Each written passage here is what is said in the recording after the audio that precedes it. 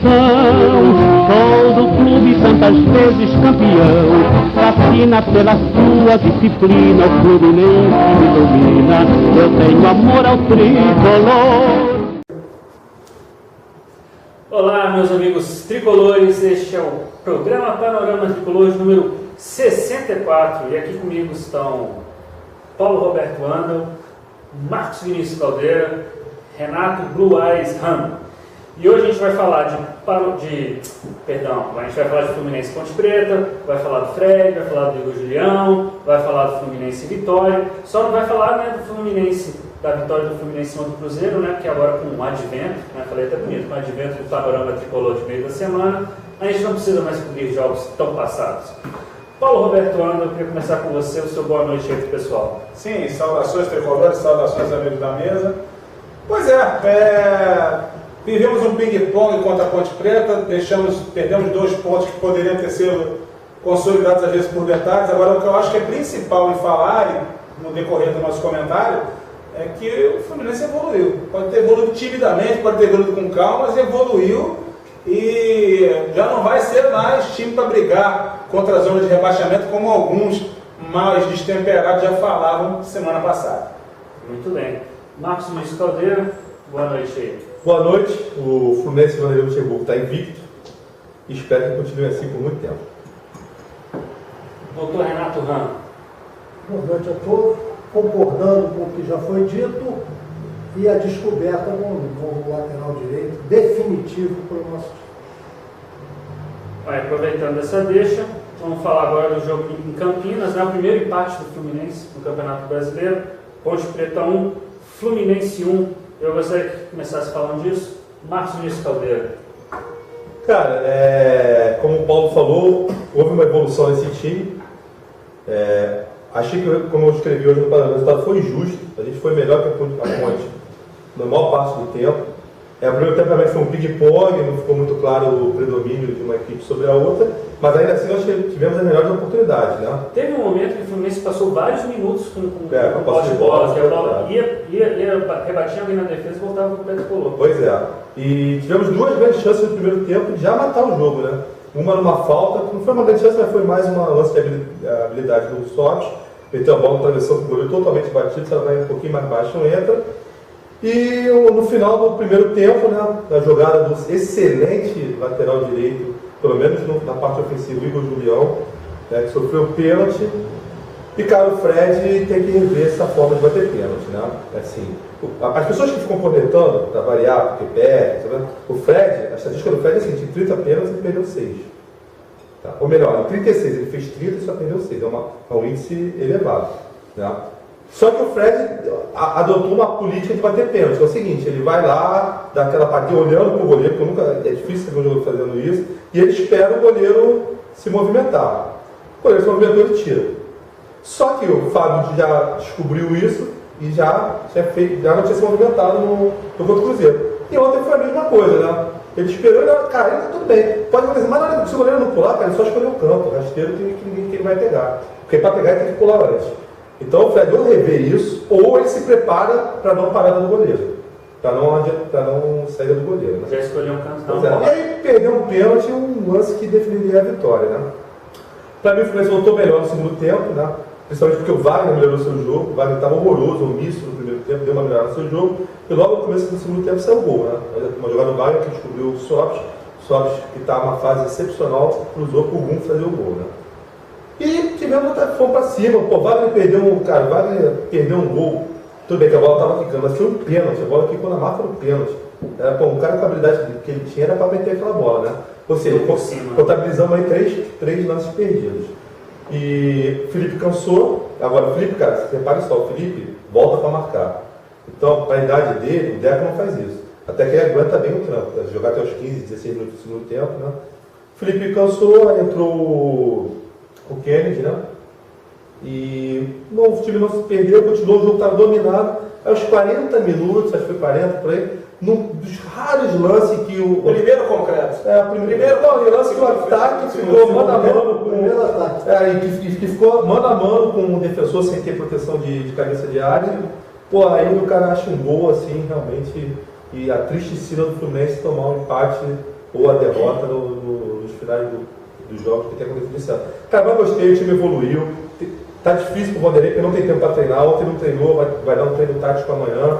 Mas o time já está simulando, saiu do 4-3-3 para 4-4-2, então melhorou o jogo, né? Eu estou muito confiante, acho que eu fiz uma projeção pessimista usando o simulador aí no site, né? Por exemplo, pessimista é o seguinte, eu botei empate contra o Vitória e empate contra o Flamengo. Ainda assim, das projeções que eu fiz, dá para terminar o primeiro turno a 6 pontos do líder e 3 na zona de rebaixamento, que seria uma grande coisa para formar o segundo turno.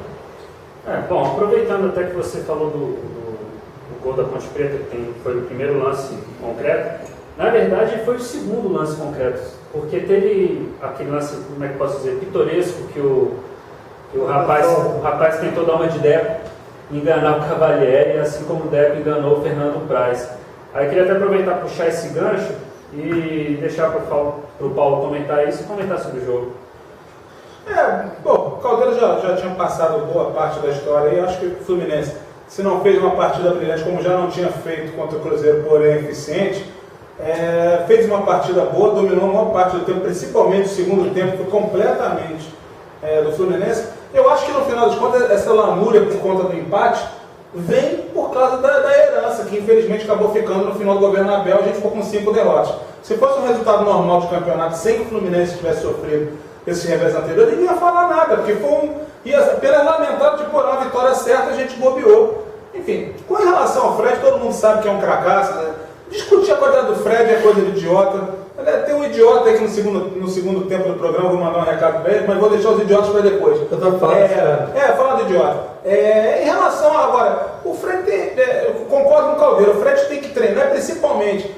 Há cerca de 2 anos, o Fred começou numa sequência de parabéns que não deram certo, perdeu alguns pênaltis, parou com isso e ficou 2 anos cobrando bem. Eu não sei o que aconteceu na quarta-feira contra o Cruzeiro, alguma indecisão, sei lá por quê. E aí ontem parece que mesmo sendo ele um jogador excepcional, de altíssimo nível, ele foi sem confiança para a bola e perdeu outra vez. Mas é craque, vai se recuperar. Quanto aos demais jogadores, eu gostei do Sobres, gostei muito, acho que é uma unanimidade da mesa, gostei muito da atuação do Igor Julião. O Igor Julião, ele é 9.9, ele só não é perfeito porque ele não se chama Igor Juliano. Mas ele, sendo Igor Juliano, já é um cara muito legal para a torcida do Fluminense, para o time, enfim. Gostei das mexidas do Luxemburgo, sempre visando buscar equilíbrio e audácia, né? A própria questão do Julião, ele passou a explorar, o Fluminense passou a ter uma direita eficiente, uma direita de linha de fundo, uma direita que cria jogadas de perigo, o que não acontecia antes. E, sinceramente, o gol saiu no detalhe, na bobagem. Vão aqueles dizer assim, o seguinte, o Parreira falava que o gol era um detalhe, quem fala isso é idiota.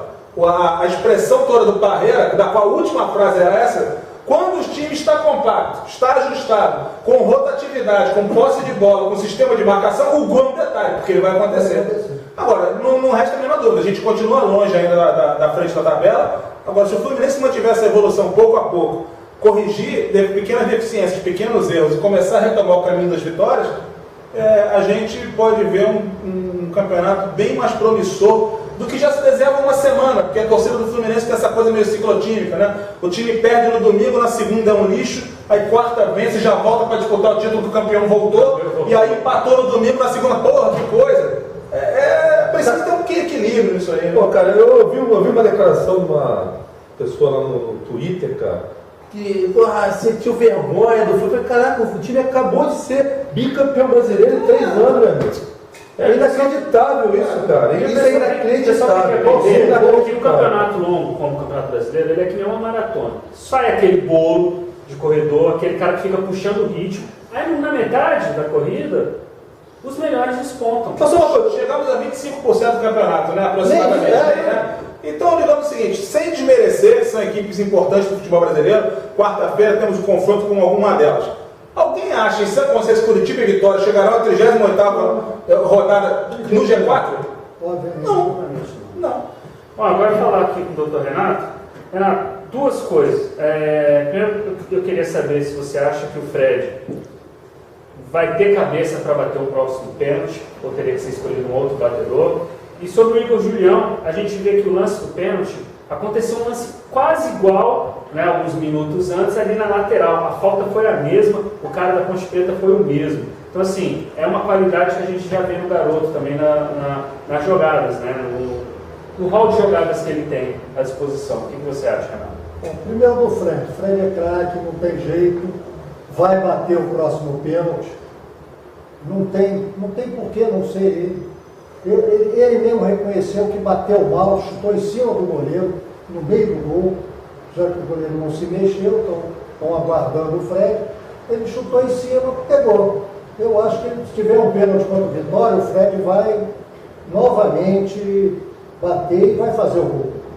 O Igor Julião é um garoto com personalidade. Ele entrou sabe da responsabilidade que ele está tendo na lateral direita, porque é uma coisa que é gritante no time do Fluminense, os dois que, Bruno e o Wellington Silva, não agradaram, não vem agradando a torcida, e eu acredito até aos treinadores. Eu não entendo por que o Abel ainda não tinha colocado esse garoto para jogar. E já que o Luxemburgo está apostando, Julião, Kennedy, um bom reserva para Felipe é o Robert. É um outro garoto da base que tem muita chance de tem personalidade também. Eu acho que valeria a pena, quando o Felipe sair, substituir, porque quando saiu o Felipe, botou o Kennedy, o meio de campo ficou meio perdido.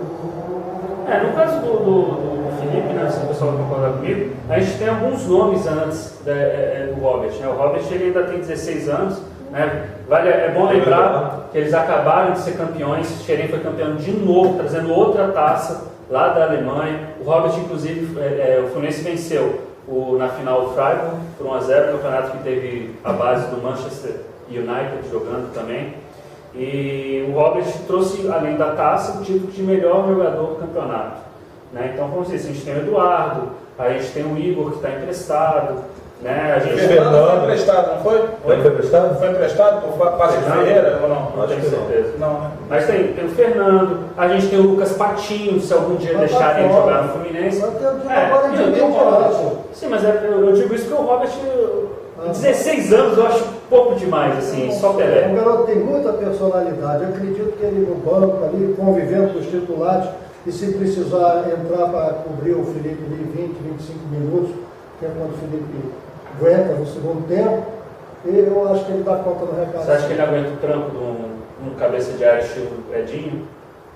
Eu acho que ele só uma coisa, acho que, cara... É só uma opinião. Não, tudo bem, mas talvez tem garotos na frente, né? E só um detalhe aqui, cara, o Felipe, cara, eu sou fã do Felipe, gente. A cornetagem em cima mas, cara, você vê que ele está se dedicando, ele tá correndo, ele tá voltando para marcar. Eu acho que o Felipe tem que ser mantido como titular nessa equipe, cara. Enquanto ele estiver aguentando, enquanto ele aguentar o ritmo, ele está mostrando que ele deveria já ter sido utilizado antes e não vinha. Só isso, ele está mostrando que se tivesse Deco e Felipe, cada um tempo ia ser uma maravilha. Bom, com esse parabéns aí ao futebol do Felipe, a gente encerra o primeiro bloco. Daqui a pouco a gente volta, fique com a gente, aquele abraço.